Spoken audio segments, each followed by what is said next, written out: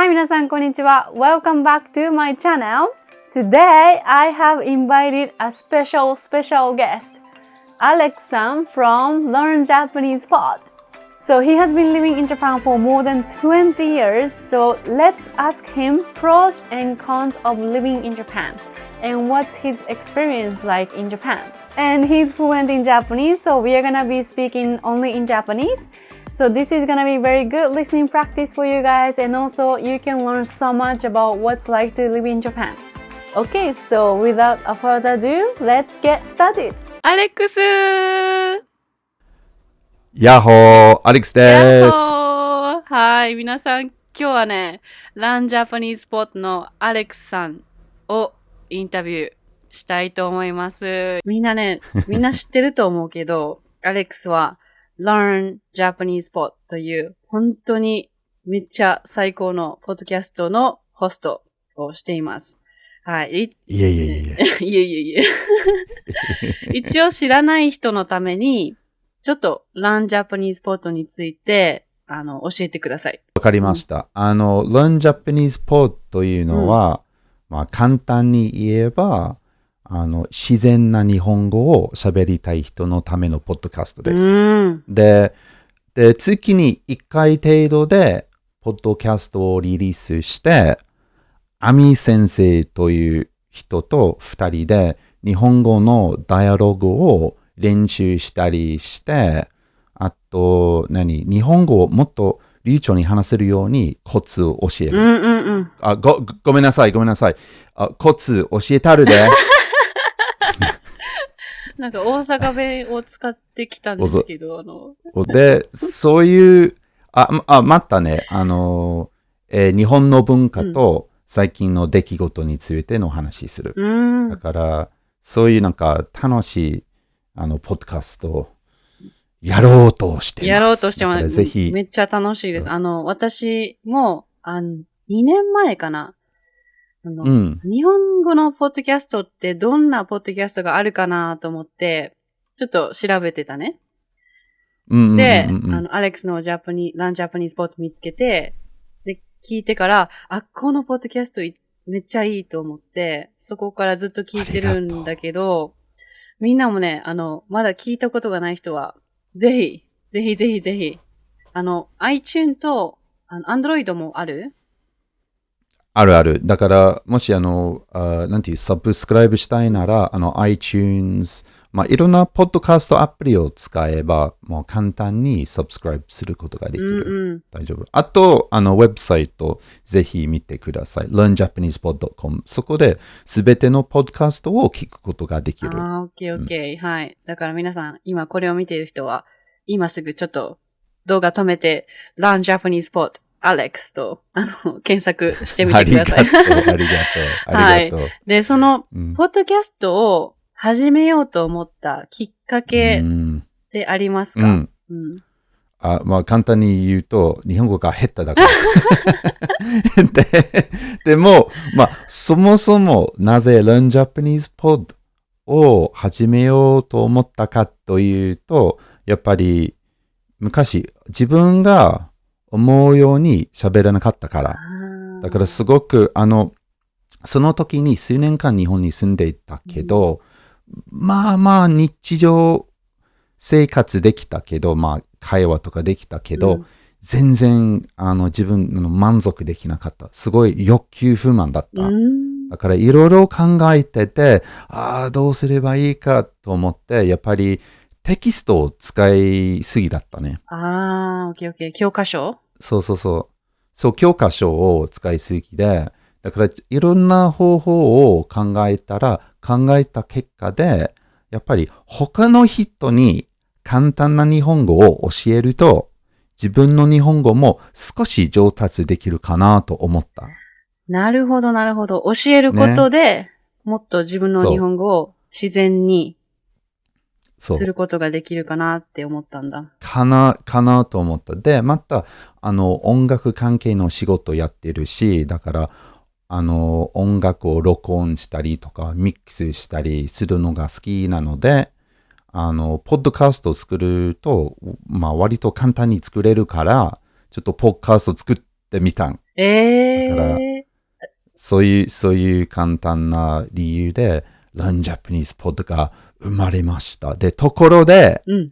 どこで最初のポッドキャストを録音したかというと、大阪。おー素晴らしい。ね、アレックスは前、大阪に住んでたから。そう、前に大阪に住んでたから。だから、Learn Japanese Pod の本当のふるさとは大阪です。じゃあ、どうして今、東京にいるんですか？そうね、僕も同じ疑問に思う、ね。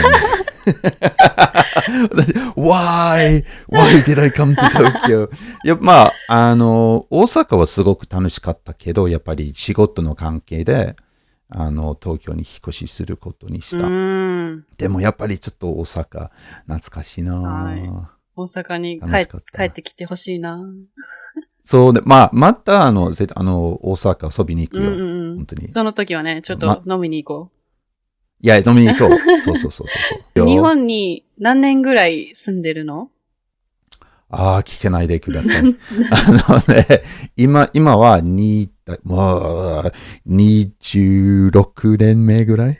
長いですね。めっちゃ長い。だから26年ほどの日本語じゃないけど、まだ頑張ってます。まだ頑張ってますよ。でも、自然な日本語、ね、話せなかったって言ってたけど、でも日本人と毎日話してるから、自然な日本語も少しずつ勉強できるよね。そう。だからやっぱり大学で日本語を勉強したので、大学で音楽を専攻したけど、その時に日本語もちょっと勉強したけど、それは完全に教科書しか使わなかったので、その大学を卒業した後に、やっぱりちょっと硬い日本語だった、ね。なるほど。で、田中さんの車ですか？そうです。赤い車ですね。そうですね。全然使えない。全然役に立たない。そうだよね。日本人が学ぶ英語も、This is a pen というのが一番典型的な文章なんだけど、This is a pen って一度も言ったことないね、多分、英語で。どういうシチュエーションで何がこれがペンですよと説明する必要があるの？そうだね。でもまだ英語はたくさん YouTube とか、教科書ももっと自然な英語を教えるようになったけど、日本語はね、まだまだ。それで、アレックスさん26年日本に、26年目だけど、26年も日本に住んでるけど、よく聞かれるのが、日本に住むことのいい点と、悪い点は何ですかっていう質問がよくね、聞かれるんだけど。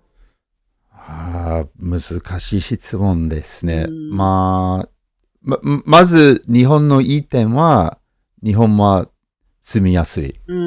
で、その住みやすいということね、どういうところかというと、やっぱり、便利、で、安全、で、文化も深くて、歴史が長い。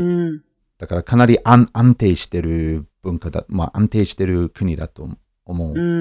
あと、食文化、最高。和食が大好き。だから、そう。世界最高だと思うよ。で、またいい点かどうかわかんないけど、やっぱりイギリス人としてね、ちょっと気づいたのは、日本人の性格、ちょっと似てるかなと思った。イギリス人と日本人が？人によって違うけど、少し似てる。だから、日本人とイギリス人、おとなしい人が多いと思うので、で、感情をすぐ表に出さないところもある。確かに。大阪を除いて、関東はね。大阪はそうですね。それは違うと思うけど、少しだけイギリス人と日本人が少しだけそういう気持ちがちょっとわかるね。なんていう、crazy island people。crazy island people。だから、ある程度、もちろん初めて日本に来た時に、ものすごくカルチャーショックがあったけど、文化ショックがあったけど、少しだけ日本人の気持ちがちょっと通じ合おうかな。ちょっとわかる。ある程度。なるほど、なるほどそう。だから、そんなに、初めて来た時も住みにくくなかった？初めて来た時に、実はね、食中毒になった。最初の一週間。そうなの？そう。で、多分、飛行機で食べたものですごい気分が悪くなって、最初の一週間がすごい大変だった。絶対、日本に来て大間違いと思った。でも、一番辛かったのが、やっぱり日本語が全く喋れない、わからない。だから本当に、ベイビーみたいな感じで、それが一番辛かった。だけど、すごい頑張って、ベーシックな会話、こんにちは、アレックスです、みたいな会話だけで通じると、少しずつ、日本語上達して、で、少しずつ友達を作って、友達作ったら、全然違う。すっごい楽しかった。だから、最初の1年間は、最初の1ヶ月ぐらいが地獄から天国になった。あ、そうだよね。だから、友達がいたら楽しくなるし、コミュニケーションが取れたら、ね、つながりもできて楽しくなるけど、私もスペインに行った時は、犬とか赤ちゃんと話してたもん。マジで。ああ、そうすればよかったのに。そう。だから一人ぼっちって感じはしなかった。それはよかった。赤ちゃんと犬がホームステイの家にいてくれたから、私は助かったけど。ね、今ちょっと想像しようとしてるね。自分の中に。Hola, ¿qué tal? すごいいいね。そう。それだけ。皆さん、日本語を覚えるコツは、動物と話をかけてみてください。それと赤ちゃんにも話しかけてみてください。そう。間違えてるよとか、何も言われないから。言わないよね。自信がつく。あ、私話せてるって、勘違いできる逆にね、僕は大阪に行った時に、一生懸命大阪弁覚えようとしたけど、大人の方は標準語で、話してくれたね。標準語、アレックスは、これはいかがですかとか、よく言って、だからなかなか大阪弁もできなかったけど、子供と喋ると、もうバリバリ大阪弁で喋ってくるから、実は子供から大阪弁。あ、そうなんだ。子供気にしないからね。そう、子供全く気にしないから、僕は、友達と遊びに行った時に、ちびこがいて、娘はね、多分その時で6歳。で、僕はちょっとバカな冗談を言おうと思って、ねえ、お前は日本語できる？で、彼女が、してんでー。してんでーって言ったん？してんで、いや日本語わかるよ。だから大阪弁で、日本語わかるよという。ああ、なるほど。あ、知ってんで、知ってるよという意味。そう。だからよく子供から、大阪弁、教えてくれた、ね。子供の方がね、何も気にしないで話してくれるから、自然な日本語とか、自然な方言が学べると思う。で、あとね、日本のいいところはね、やっぱり日本人の、なんていう、思いやりと優しさが好きね。やっぱり、すごく感じたね。なんか、日本人はなんか相手の気持ちを気を使う。それはすごくいいこと。だから僕が、初めて日本に来た時に、観光した時に、道迷った時に、ちゃんと案内してくれたし、時々、目的地まで連れてくれた。いいね。ちょっとホッとできたね。だからそういうところが日本のいいところだと思うよ。ね、ホスピタリティとか大切にしてるから。そうだと思う。で、ね、悪い点？そうだね。日本もいいところだけじゃないと思う。外国人として日本に住んでいて。だから悪い点もちょっと教えてほしいな。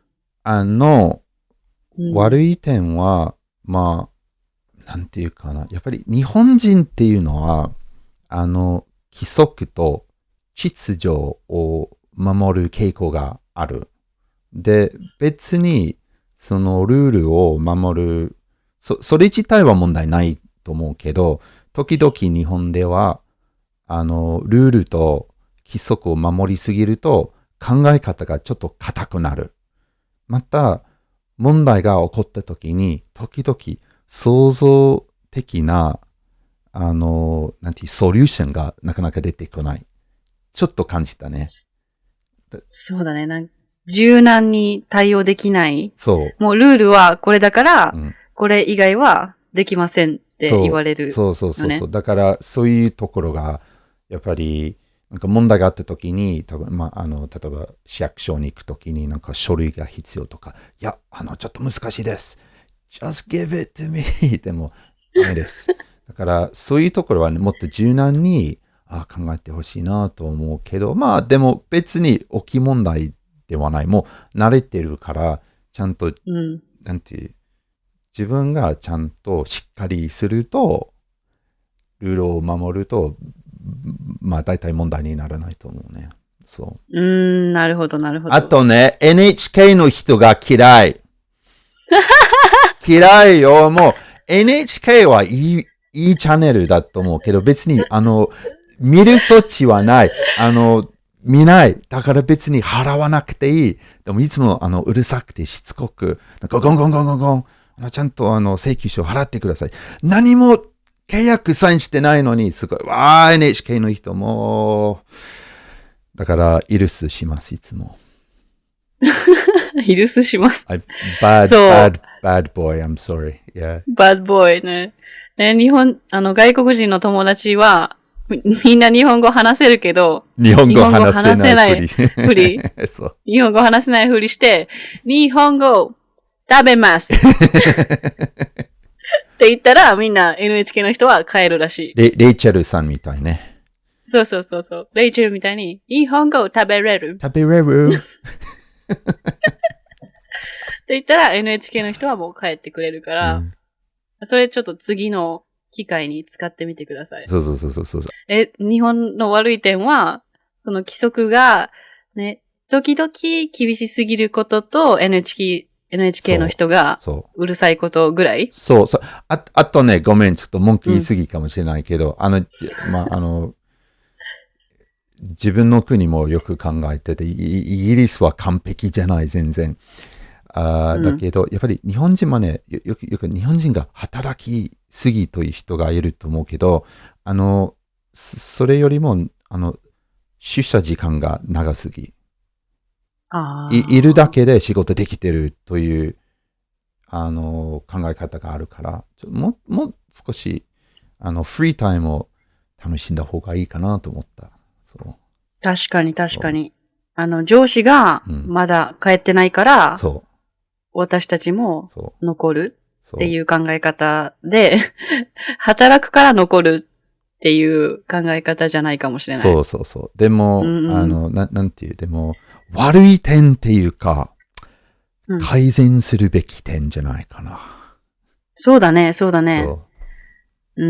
全部、一つの物事は、こっちから見たらいいし、こっちから見たら悪いから、それをね、より良くするための解決策を考えた方がいいよね。これは良くない、これはいいっていうんじゃなくて、改善しこれいいけど、もっとこうした方が良くなるっていう考え方の方がいいかな。そうね。あともう一つ言いたいのが、ずっと日本に住んでいて、なんか、日本に長く住めば住むほど、文句が言えなくなってきた。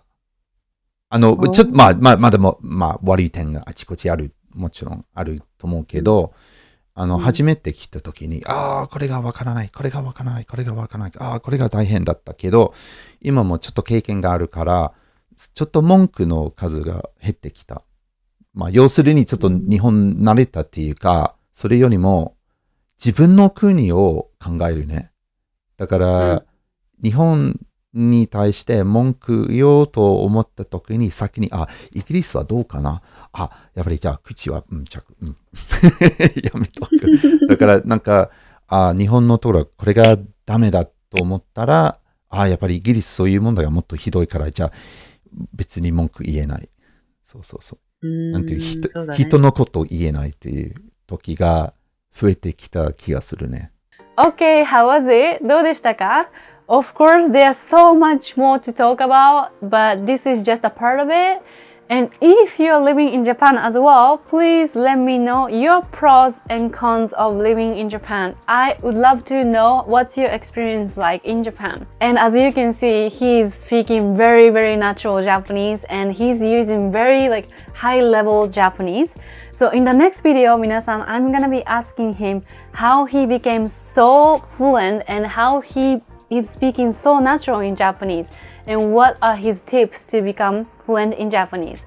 So if you're interested in becoming fluent in Japanese, please watch next video as well. And please, please, please listen to his podcast. It's so amazing and you're gonna learn so much from it. So I'm gonna leave the link in the description box. So please follow him there and also please follow his Instagram and Facebook page. Also, I'm gonna leave the links there. So make sure to follow his stuff. He's awesome. Okay, so I'm gonna see you in the next video. またね. One more thing. If you can subscribe this channel, that would be amazing. You know, I love you. You legend. Loving your work. ありがとう.